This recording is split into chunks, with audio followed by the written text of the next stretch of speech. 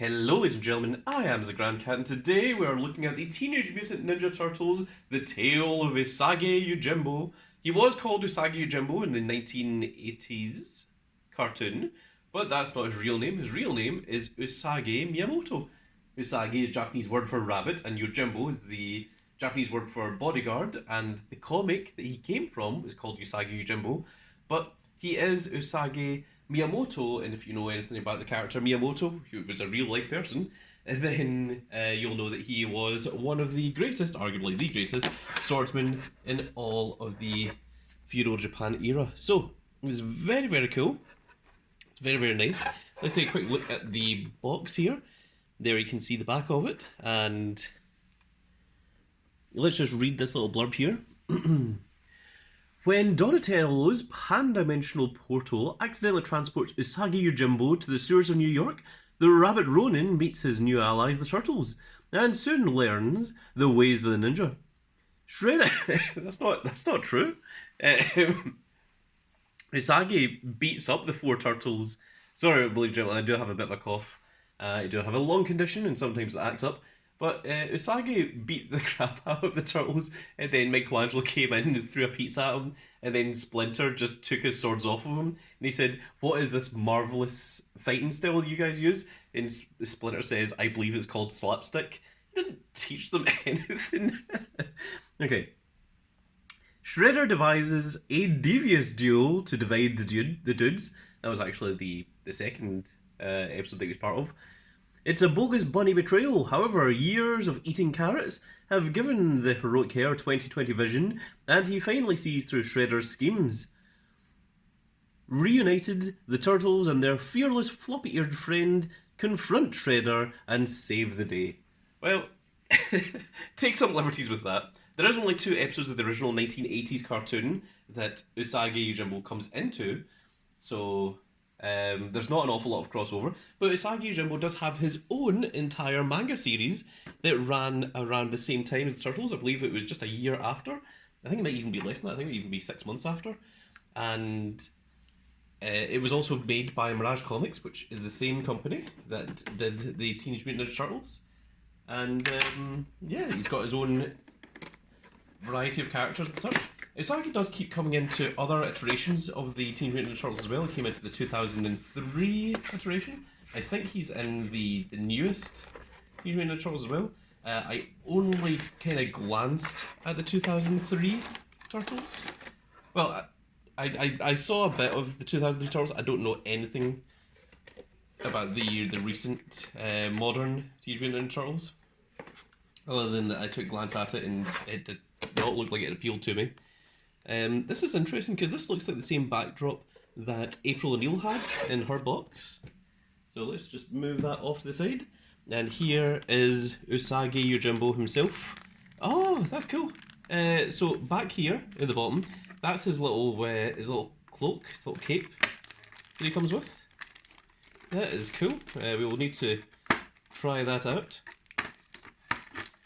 So for anyone new to my channel, what I do is we go over everything from the very beginning right up until the end. I try not to do jump cuts, so everything you get to see is exactly how it arrives. Okay, we've got a whole bunch of stuff there. We'll take a look at that in a second.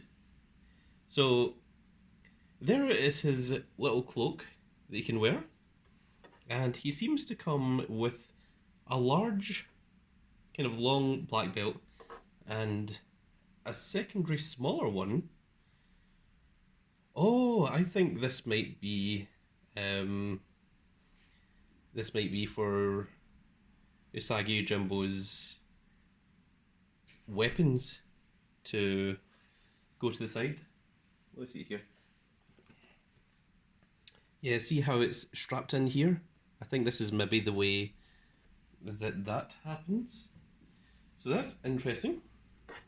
We'll be taking a look at that in just a moment. Again, I can only apologise, ladies and gentlemen.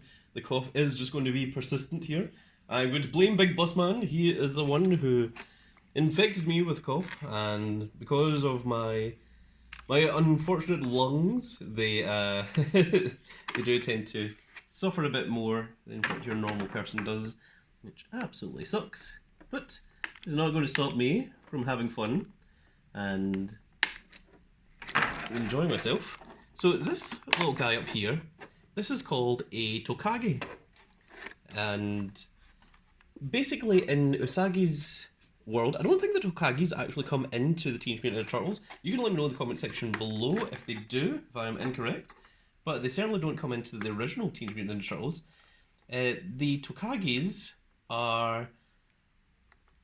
Well, basically in Usagi's world, the turtles would not be out of place because everything in Usagi's world is an animal of some sort. Basically, instead of humans taking over, it was dominated by animals. So, what the Tokages are the equivalent of dogs. They are little dinosaurs that just run around, and you can see them in almost every cover panel of Usagi's Yojimbo. And yeah, it's just they're literally just little dogs. That's all they are. They don't generally tend to play a big role in any of the stories. They are just background. But it is really cool that they decided to add them. Now, one of the cool things here is that they have actually given us two different lengths of sword for Usagi, which is exactly correct because he does use two different lengths of swords. The same way that Miyamoto? Is that right? Oh my goodness, I've lost the ability to think.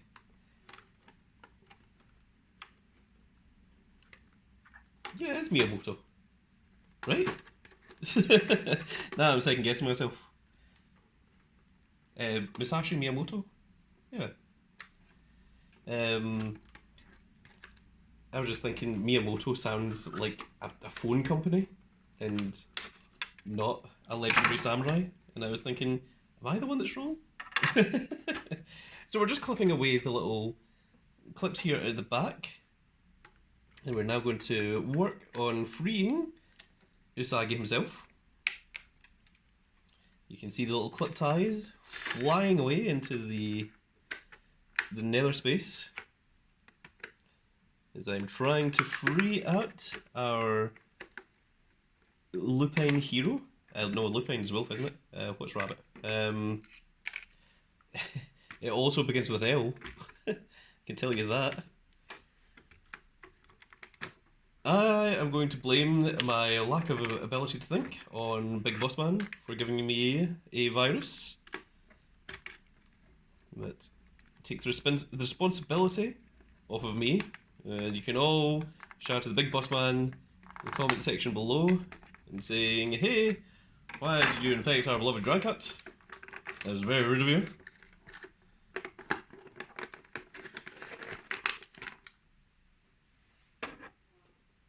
I really hope I wasn't in the middle of explaining something and then just entirely forgot. Oh yes, right, so Miyamoto is known for using different lengths of swords. In fact, there's a very, very famous one where he uses an oar because he supposedly slept in for a battle to the death and supposedly forgot his sword, but it's actually more of a cunning tactic that he showed up late to annoy the other swordmaster, and he used an oar so that the swordmaster would not be able to determine the length or range of the oar that you just snapped in half, and he used this to kill the swordmaster. And depending on what way you look at it, one way it is Miyamoto Musashi is such a legendary swordsman that he can kill a master with just an oar, being the process that anything in the hands of a master is a lethal weapon. But the other way is that Miyamoto is actually very, very skilled and put a lot of thought into his actions and he wasn't just a big dumb brute that was an excellent fighter. So, read into it however way you want. It is a very, very interesting story, and that is who Usagi is based on. A legendary Ronin. A Ronin is a samurai without a master. Generally, a lot of Ronins tend to start off with a master, and the master gets killed, and then they are masterless, and then they become a wandering Ronin. That is how that happens.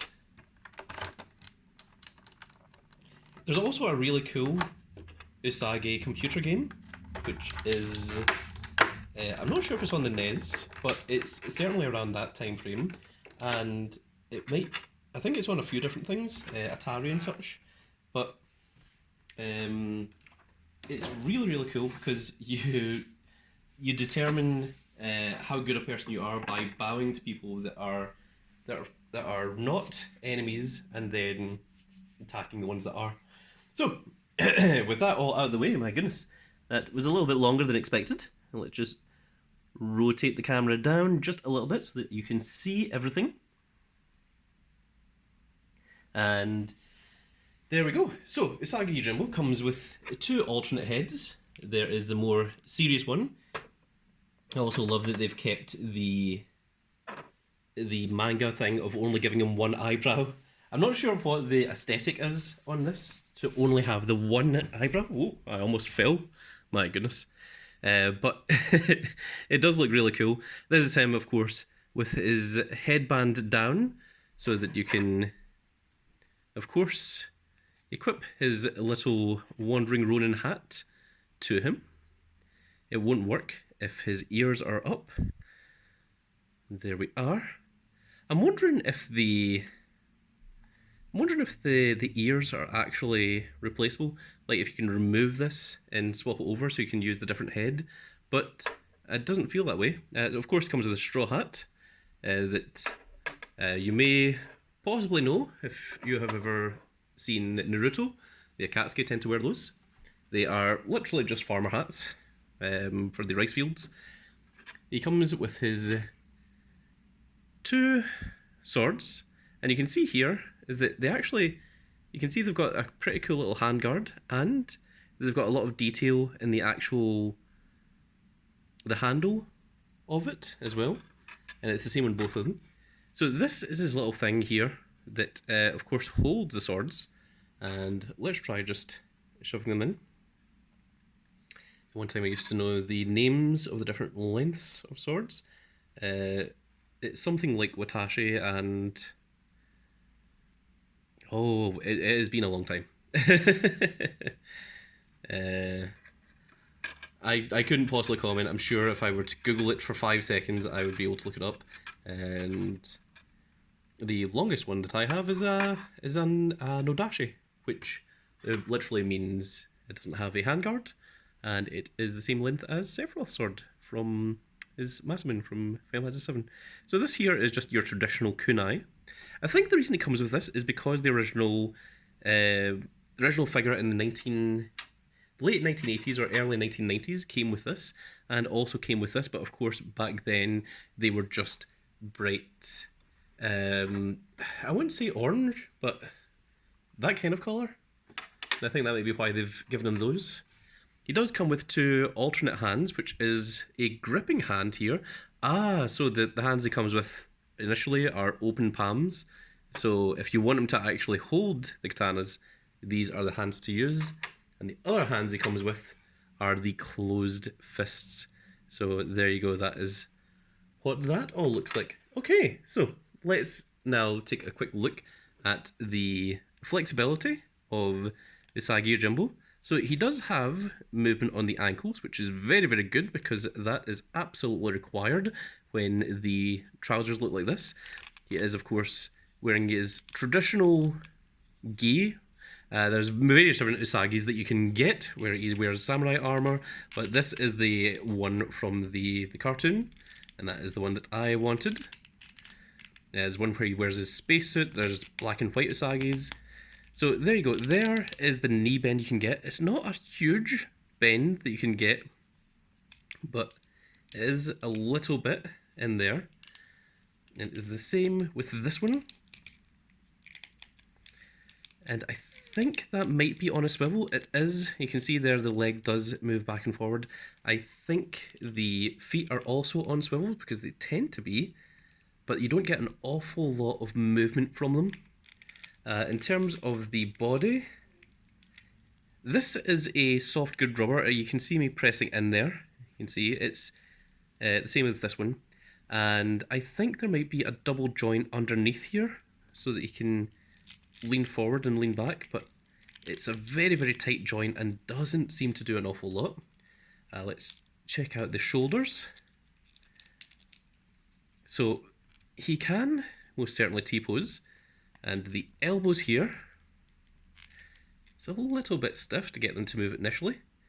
They are on rotation, so there you go. And you see that there isn't anything on the waist here to actually attach the well, we would call it a scabbard. I don't know if it's called a scabbard in Japan. But there we go. Another real cool thing is you actually see the edge of the wrist. So when we take the hand off here, which, let me try and do this on camera. There we go. That you can still see the rest of the wrist on there. So that when you attach it, it's going to give the illusion of the hand coming out of the sleeve. Like it's a long sleeve, which is, I think, is pretty cool.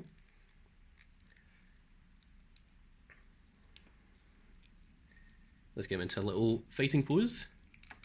Of course, if you want your figures to look a little bit more realistic, always just give them a little bend in the knee, because people don't tend to stand with their legs perfectly straight, at least not for any length of time.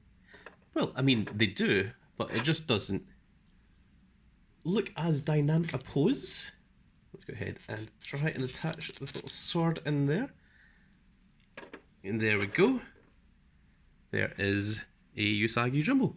Okay, so let's try putting the little cloak on him and see how that looks. So we're going to swap over the head, which should just pop off like so. I'm going to attach the other head with the hair down. Which requires the strength of at least 10 cats. If you do not have the strength of at least 10 cats, do not attempt this. Okay, there we go. And let's take the sword out of your hand for the time being, Mr. Usagi. And I have to say, I hate the cloth goods. A lot of people swear by them. A lot of people love them. I have met many of you out there that you do absolutely 100% love your cloth good figures. But I just cannot say that I am a fan. This one isn't so bad because it's nice and loose, which means that it does fold out quite easily.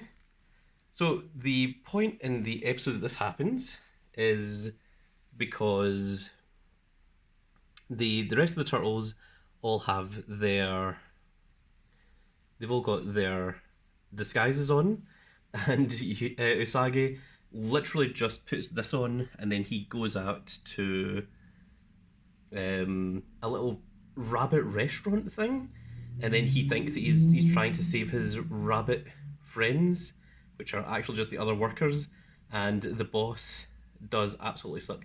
So what we're going to try here is we're going to try and use this elastic little bit of fabric here, and we're going to try and wrap that around the waist. I don't know if this is what you're supposed to do. I imagine that you're probably supposed to just tie the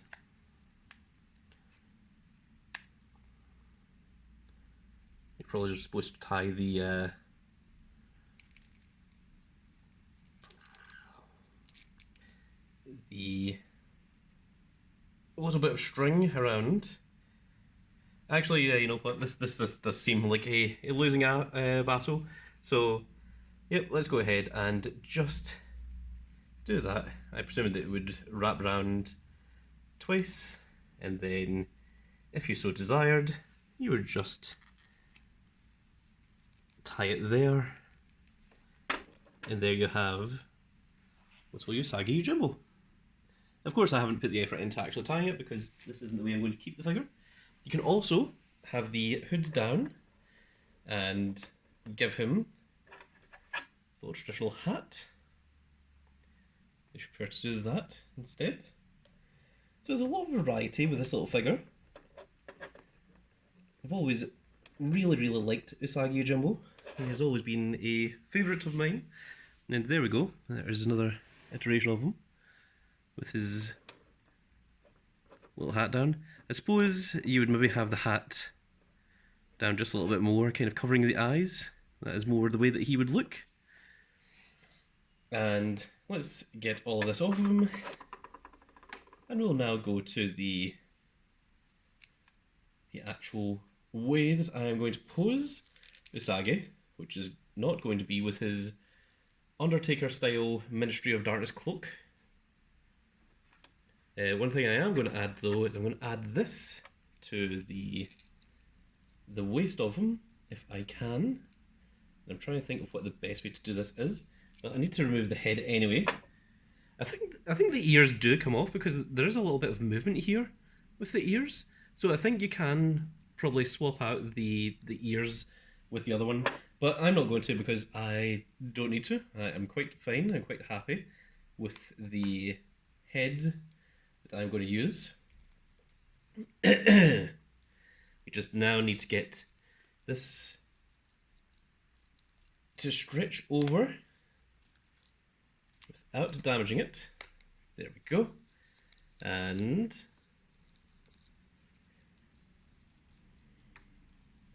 there we have a little elasticated little belt on Usagi's waist. And from there, we're just going to attach this little part here. It's a strange design, I will say. But there we go. That is how that should look. You see that it actually does hide underneath the shirt, so that it's only a little bit there. So that is pretty cool. And now let's get our Usagi into the pose that I'm going to use him with. I'm going to give him both of his weapons.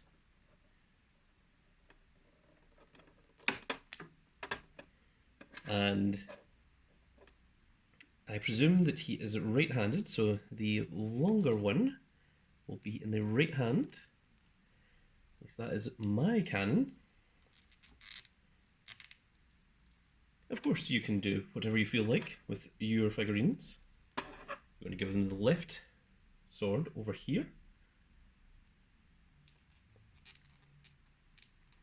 This is a mere example.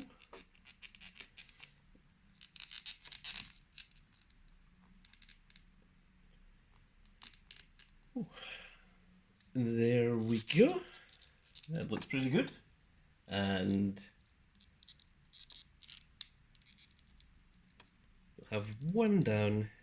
The other one can come up a little bit like this. And we're going to give him his high top. Actually, I'm going to move this down just a little bit until we get the head in position.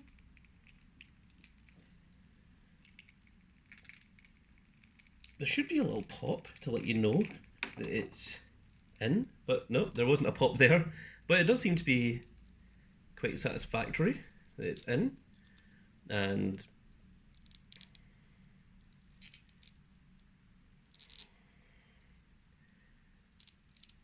if I can avoid it, I'm going to try to not give him the exact same pose that Leonardo has. We're going to lean the character in just a little bit, which means twisting this foot if we can. Do a little something like that. And there we go. I think that is our Usagi Yojimbo, which is very, very cool. It is a very, very wonderful and very awesome little figurine. And let's do a quick little comparison. There is Leonardo himself. Leonardo, of course, just a little bit taller. And we'll bring in Master Splinter on the other side. Master Splinter, who is forced to wear the cloth goods, because if he didn't, he would just be a naked rat. But there we go. There's a little size comparison with your various different characters. We'll just turn you a little bit to face the camera. Just reminded of the little cat video. It's like, Mr. Chief, face the camera. They attacks the camera. It's a cat. Ah, it's silly. And there is it's your human April O'Neil, which the humans do tend to be a little bit taller than the mutants and such in the show. And now, of course, the way that we finish off these videos is with our little turntable to give a full 360 of our brand new character.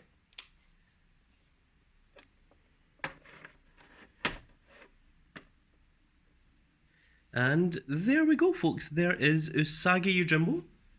Let me know in the comment section below if this is the kind of figure that you are going to get, if it is one that you already own, or if you're going to get any variations of him. I am a fan of Usagi himself. All of the rabbit ninja warriors out there, they're all up there in my books. So this is certainly one of my more favourites. I really do love the Teenage Mutant Ninja Turtle line, and I think NECA are knocking it out of the park. They are doing wonderful, wonderful work. And yeah, so the price of this, I believe I got them for just over £30 in that Great British pounds. So I reckon that's probably about $35-ish. Not sure what the retail going price of him is, but that's how much I paid for him. And I think he's absolutely wonderful, well worth every penny that was spent on him. You know what, let's give him his little Tokage as well. Yes, there you go. It's not exactly his pet, it's just that they just wander around everywhere, and I feel like that is a fitting position for the Tokage. And there we go, folks, that's going to be it for this little video. I really hope you all enjoyed, and if you did enjoy it, please give me a like, share and subscribe. And if you are subscribed, make sure you click that notification icon so you can see when more of these glorious little videos go out. And we shall see you all in the next video. Goodbye, everybody.